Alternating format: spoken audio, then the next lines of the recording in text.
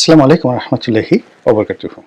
সম্মানিত দর্শক, জনাব তারেক রহমান সাহেব ডিসেম্বর মাসের 25 তারিখে বাংলাদেশে আসবেন, এটি হলো খবর।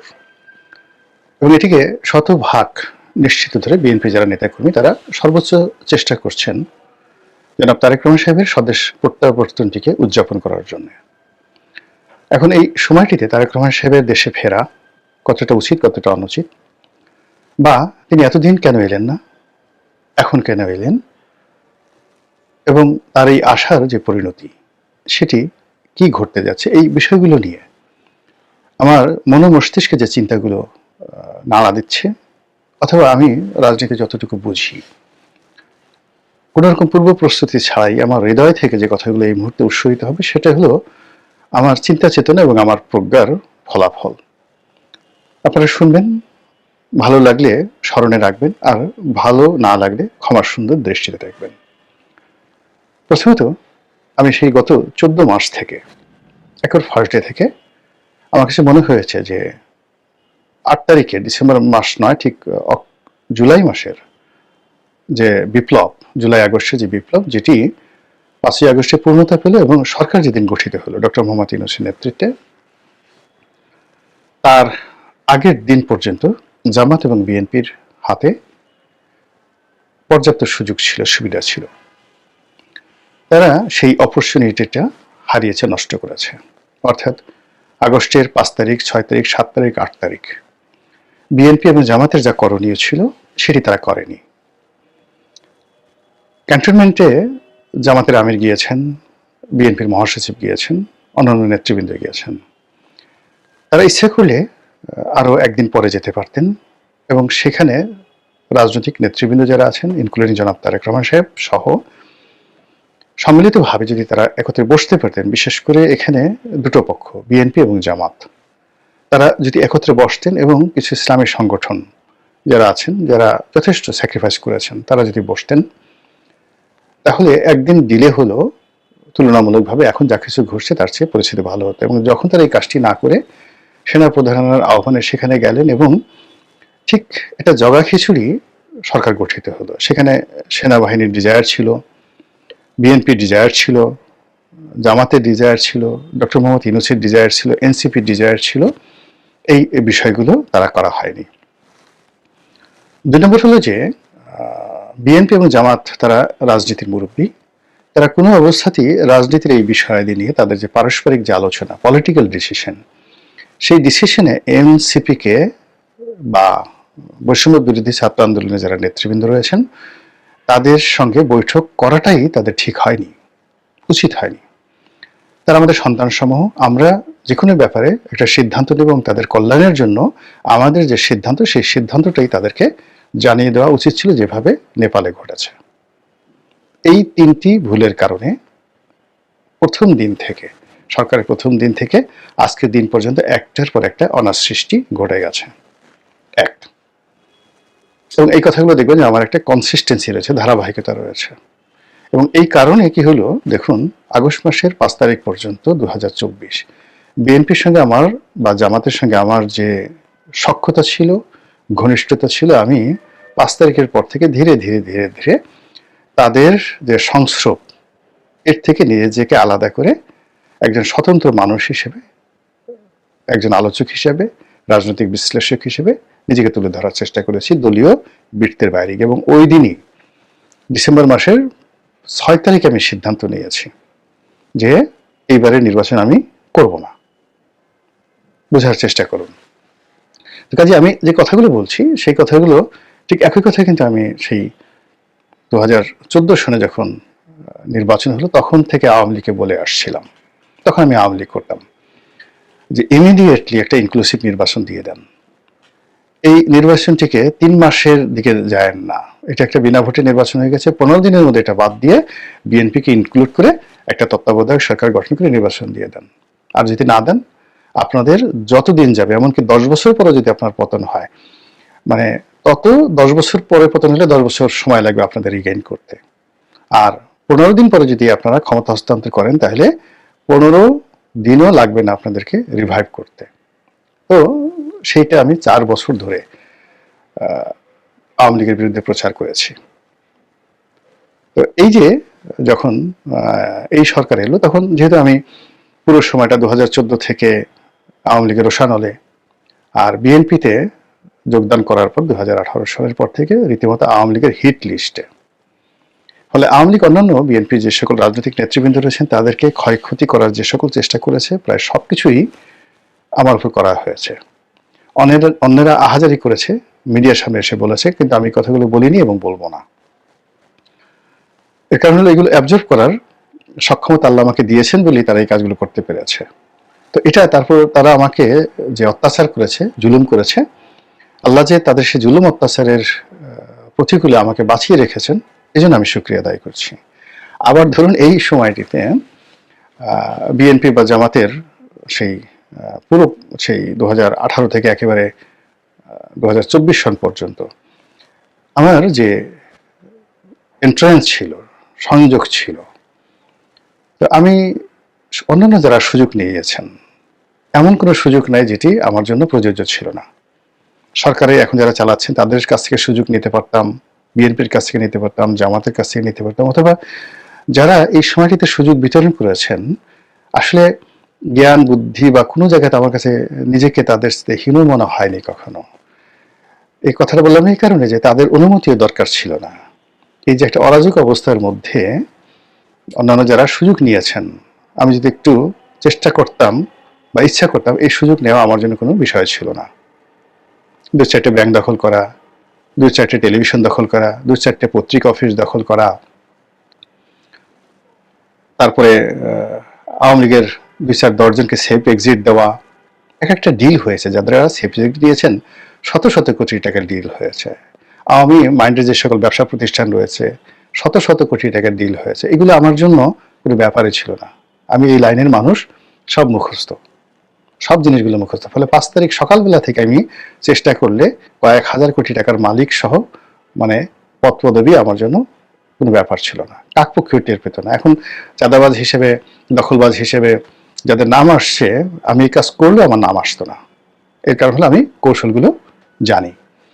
তো এনিওয়ে, সেইগুলো বাদ দিয়ে আমি এই যে দেশের স্বার্থে, জনগণের স্বার্থে, আমার নিজের স্বার্থে সকল প্রলোভন থেকে, লোভ থেকে, লালসা থেকে নিজেকে নিবৃত রাখতে পেরেছি। এই জন্য আল্লাহর দরবারে শুকরিয়া, আল্লাহ আমাকে এই সুযোগ দিয়েছেন। আর ফলে এখন এই কথাগুলো আমি বলতে পারছি, যা বলছিলাম। তো তখন থেকে আমার কাছে মনে হয়েছে যে তারেক রহমান সাহেবের বাংলাদেশে ফেরত আসা সর্বোচ্চ এবং একমাত্র নিরাপদ যে সময় সেটি ছিল আগস্ট মাস 2025 সালের 5 তারিখ থেকে 8 তারিখ পর্যন্ত।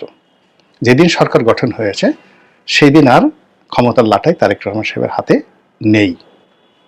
আর দিন যত গেছে এই বাংলার জমিন, রাজনীতি, আকাশ বাতাস সব কিছু তারেক রহমান সাহেবের জন্য বুমেরাং হয়ে গেছে। অর্থাৎ ইভেন তিনি যদি 2025 সনের জানুয়ারিতে আসতেন, তাহলে ফেব্রুয়ারি মাসে আসলে যে ক্ষয়ক্ষতি হতো তার চেয়ে কম হতো। আর এখন যে আসছেন, মানে তার চেয়ে 100 ভাগের 1 ভাগ ক্ষয়ক্ষতি হতো যদি তিনি সে আরো 6 মাস আগে আসতেন। ফলে তার যে ঝুঁকিটি, এই মুহূর্তে দেশে ফেরার যে ঝুঁকিটি, এটি একটি মানুষের জীবনের সর্বোচ্চ। এর চেয়ে তার ঝুঁকি থাকে না। তার দলের জন্য ঝুঁকি হলো, মানে এখন দলের সকল কর্মকাণ্ড একটা বিন্দুতে এসে থেকে গেছে। No Tarek Rahman, no BNP, no Tarek Rahman, no রাজনীতি, no Tarek Rahman, no election, এমন একটা পর্যায়ে চলে গেছে। ফলে এই যে তার যে দেশে ফেরার যে ঘোষণা এবং এই দেশে ফিরে তার দলকে গুছানোতে তার যে সফলতা, এটার উপরে বিএনপি রাজনীতি অ্যাবসলিউটলি নির্ভর করবে। এখন তিনি এই যে 25 তারিখে আসার যে সিদ্ধান্ত তিনি নিলেন, কেন নিলেন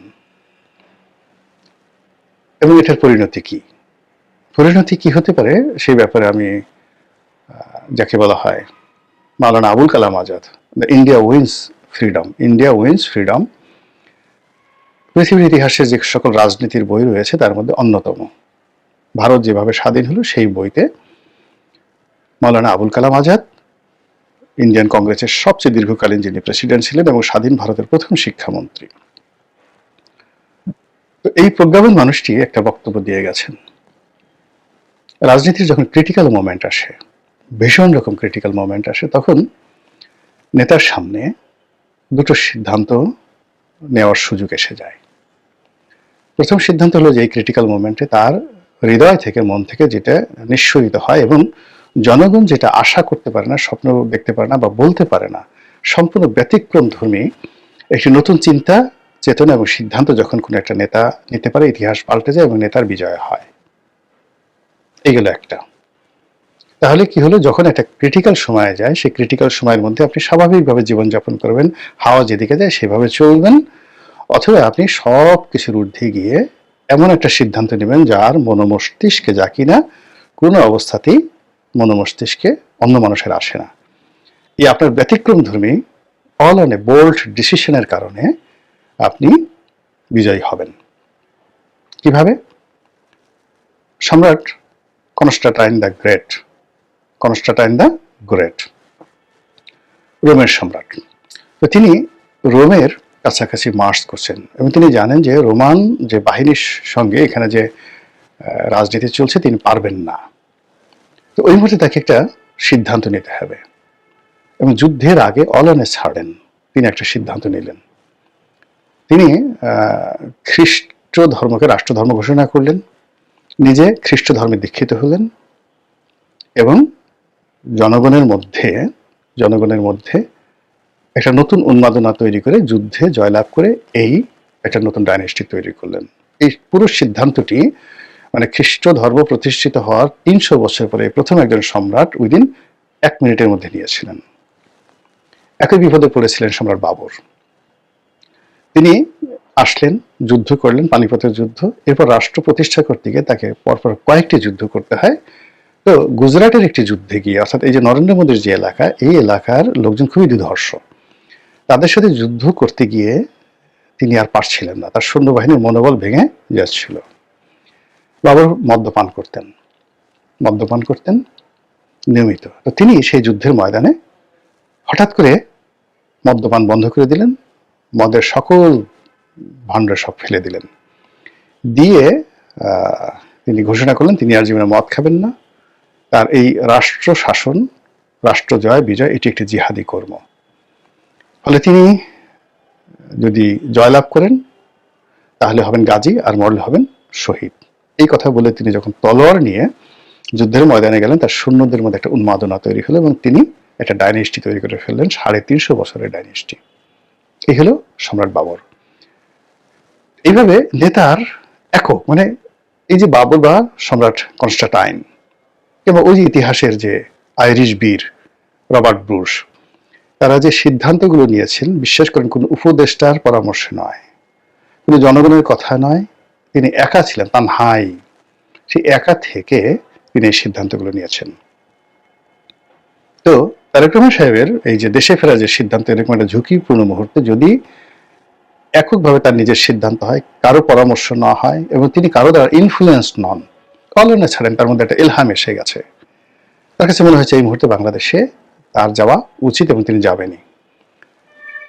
নিশ্চিত থাকেন তিনি বিজয়ী হবেন, সফল হবেন, তার প্রতিপক্ষরা পরাজিত হবে। কিন্তু যদি পপুলারিটি পাওয়ার জন্য তার কোনো পরামর্শকের পরামর্শ অনুযায়ী, অথবা এই যে সামাজিক মাধ্যমে বিভিন্ন যারা ইনফ্লুয়েন্সার রয়েছেন, বিভিন্ন কমেন্ট করেন, তারা আসা উচিত, কালা আসা উচিত, অর্থাৎ জনগণের কথা মধ্যে যদি তিনি আসেন, তাহলে তার পরিণতি কি হবে? যেটি মাওলানা আবুল কালাম আজাদ তার ইন্ডিয়া উইন্স ফ্রিডমে দ্বিতীয় রাজনীতিবিদ যারা রয়েছেন, লিডার যারা রয়েছেন, তাদের দ্বিতীয় যে কর্মটি ক্রিটিক্যাল মোমেন্টে, প্রথম কর্ম হলো যে তিনি নিজের মতো সিদ্ধান্ত নেবেন, যেটা আমি আগে বললাম, আর দ্বিতীয় কর্মটি হলো তিনি যদি জনগণের কথা মতো, জনগণের কথায় নাচেন, জনগণের কথায় সায় দেন এবং জনগণের কথায় সায় দিয়ে তিনি সেই কাজ করেন যেটি তিনি বিশ্বাস করেন না, যেটি করার সামর্থ্য তার নেই, আর স্বাভাবিক কমন সেন্স অনুযায়ী, একেবারে সাধারণ কমন সেন্স অনুযায়ী যে কোনো মানুষ বলবে যে এই কাজটি করা ঠিক হয়নি। এরকম কোনো কাজ যখন একটা নেতা করে, তার পতন, ধ্বংস একেবারে শতভাগ নিশ্চিত। এখন এই যে জনাব তারেক রহমান সাহেবের যে আগমন, সেই আগমন উপলক্ষে কি হবে আগামীতে কোর্স অফ অ্যাকশন, এটা আমরা দেখতে পাবো। কিন্তু অ্যাডভান্স আমি যে কথাগুলো বললাম, এটা কেবলই মতো জনাব তারেক রহমান সাহেব জানেন, আর উপরে জানেন আল্লাহ। যদি দুনিয়ার পলিটিক্যাল সায়েন্স অনুযায়ী কোনো কিছু সেখানে সিদ্ধান্ত গৃহীত হয়, তাহলে ওই যে আমি বললাম এই যে অন্তরের কথা বা ঘটনা, এটা কেবলমাত্র তারেক রহমান সাহেব জানেন, আর জানেন তার মালিক আল্লাহ রাব্বুল আলামিন। এটা গেল দ্বিতীয় পার্ট। তৃতীয় পার্ট হলো তার আগমনকে কেন্দ্র করে যে ধরনের জলসা হচ্ছে, মানে সংবর্ধনার আয়োজন হচ্ছে, সাংবাদিকদেরকে ডাকা হচ্ছে, গানের আয়োজন, মানে তাকে সেলিব্রেট করার জন্য বিভিন্ন জায়গাতে সঙ্গীতের আয়োজন হচ্ছে, কনসার্ট হচ্ছে, এগুলো আমার কাছে ভালো লাগছে না। এগুলোর মধ্যে আমি অশনি সংকেত দেখতে পাচ্ছি। এর কারণ হলো, যখন কোনো কিছুর আগমন নিয়ে খুব বেশি অ্যাডভান্স উৎসাহ দেখানো হয়, উদ্দীপনা দেখানো হয়, তখন আল্লাহ আসলে বেজার হন। তার এই আগমনটার কোনো হেতু নেই। তিনি এমন কোনো সফলতা বানিয়ে নিয়ে আমাদের এই দেশে আসছেন না, তাকে একটা যুদ্ধ করার জন্য আসছেন তিনি। আমরা আনন্দ দেখাবো কেন? তিনি কোনো মেসেজ নিয়ে আসছেন না, যে মেসেঞ্জার হিসেবে সুসংবাদ নিয়ে আমাদের জন্য আসছেন না। আমরা কেন আনন্দ দেখাবো বলেন? তিনি যে বাংলাদেশ থেকে গেছেন একটা করুণ পরিণতির মুখোমুখি হয়ে, অপমানিত হয়ে, লাঞ্ছিত হয়ে, কষ্ট পেয়ে, দুর্ভাগ্যের রাজপুত্র রূপে তিনি দেশ ত্যাগ করেছিলেন 1/11-এর সময়। এটা ছিল অপমানের একটা বিদায়। সেখান থেকে তিনি আবার যখন ফিরছেন, সেই ফেরাটার মধ্যে দল হিসেবে বিএনপি, ব্যক্তি হিসেবে তারেক রহমান সাহেবের আপনি সাকসেস রেশিওটা দেখেন। জামাত বলবে যে তারা তো এই কাজ করেনি, এই কাজ মাস্টার মাইন্ড হিসেবে এই বিপ্লবটা আমরা ঘটিয়েছি। বিএনপি বলে যে না, আমরা ঘটিয়েছি। তো সব মিলিয়ে যেটা নিয়ে বিতর্ক আছে, যেটার পিছনে লিখিত ইতিহাস আছে, দলিল আছে, এবং সেই সকল দলিলের মধ্যে একটা সিঙ্গেল শব্দ পাবেন না যে শব্দের কারণে আপনি তার আগমনকে উপলক্ষ করে আনন্দ প্রকাশ করতে পারেন, উল্লাস করতে পারেন এবং জাতিকে বলতে পারেন তোমরা আনন্দ করো। কাজে এই যে এত আয়োজন, এত রাগঢাক, এত ঢাক ঢোল, এই জিনিসগুলো ইতিহাসের দৃষ্টিতে, আমি ছাত্র হিসেবে, ইতিহাসের ছাত্র হিসেবে যতটুকু জানি, এটা লক্ষণটা ভালো নয়। আল্লাহ আমাদের এই জাতিকে রক্ষা করুন, হেদায়েত দান করুন, বিপদ বিপত্তি থেকে রক্ষা করুন। আসসালামু আলাইকুম ওয়া রাহমাতুল্লাহি ওয়া বারাকাতুহু।